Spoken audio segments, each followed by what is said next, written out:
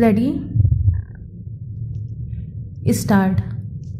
देश बदल रहा है, महिलाओं की दशा में सुधार आ रहा है। परिवर्तन प्रकृति का नियम है, यह बात तो सच है, लेकिन परिवर्तन का क्या परिणाम हुआ है और क्या होगा, और उस परिवर्तन को आने वाली पीढ़ी को किस प्रकार स्वीकार करती है, इससे क्या सीख लेती है, ये बातें अधिक महत्व रखती हैं। देखा जाए तो हर युग में प्रतिभाशाली महिलाएं रही हैं और हर युग में उन्होंने अपनी प्रतिभा से समाज में उदाहरण प्रस्तुत किया है। फिर भी यह देखने को मिलता है कि हर युग में उन्हें भेदभाव और उपेक्षा का भी सामना करना पड़ा है।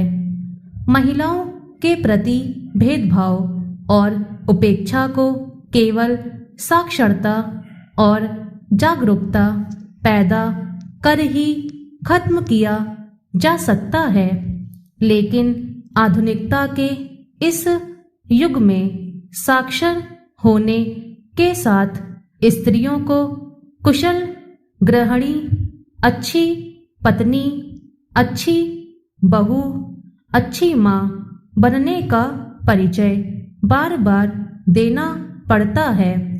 यह आधी अधूरी जागरूकता है।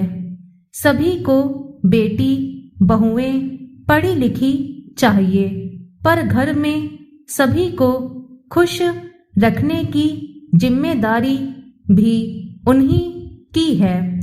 कभी कभी तो ऐसा प्रतीत होता है कि पहले की स्त्रियों को इतना मानसिक तनाव नहीं था, क्योंकि उनका दायरा घर तक ही सीमित था।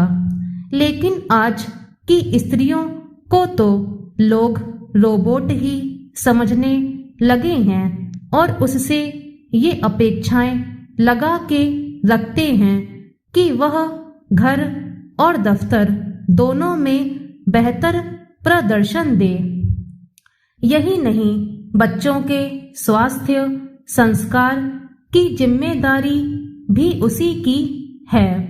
समाज के इस सोच में बदलाव की आवश्यकता है कि एक ओर तो हम स्त्रियों को साक्षर और कामकाजी बनाने पर जोर दे रहे हैं, दूसरी ओर उसे आधुनिकता के जंजाल में जकड़ते जा रहे हैं। उसका व्यक्तित्व, उसकी स्वतंत्रता और इच्छा कहाँ है?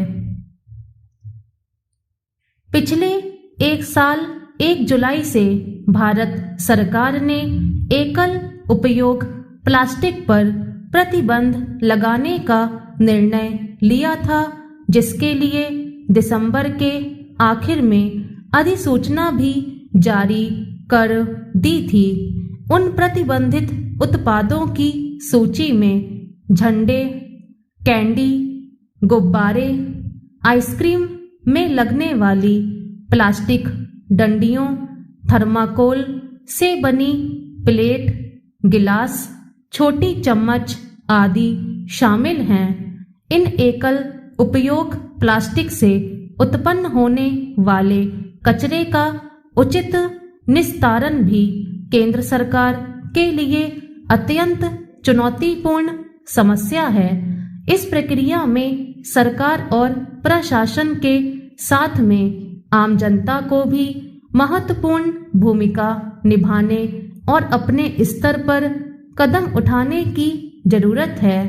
देश के दूसरे तमाम हिस्सों में किसी भी दैनिक या साप्ताहिक सब्जी बाजार में भी हर सप्ताह कई हजार एकल उपयोग प्लास्टिक का उपयोग क्रेता और विक्रेता दोनों के हाथों से धड़ल्ले से होते हुए देखा जा सकता है। उस कचरे के निपटारे के लिए कितने साल तक इंतजार करना पड़ सकता है। एक पर्यावरण प्रेमी और जागरूक नागरिक होने के नाते मैं अपने लिए हमेशा कपड़े के बने थैले का प्रयोग करती हूँ और अन्य लोगों को भी प्रोत्साहित करती हूँ कि वे भी अपने हिस्से की जिम्मेदारियों का निर्वहन करें।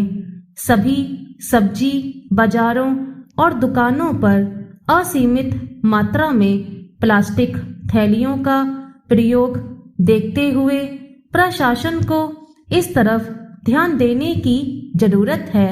सभी भारतीय नागरिकों को पर्यावरण का ध्यान रखते हुए अपने पास हमेशा ही कपड़े से बने थैलों को रखना चाहिए और उनका प्रयोग करना चाहिए ताकि हम भविष्य के लोगों के लिए भी इस पृथ्वी को सुरक्षित और निवास योग्य बना सकें। स्टॉप।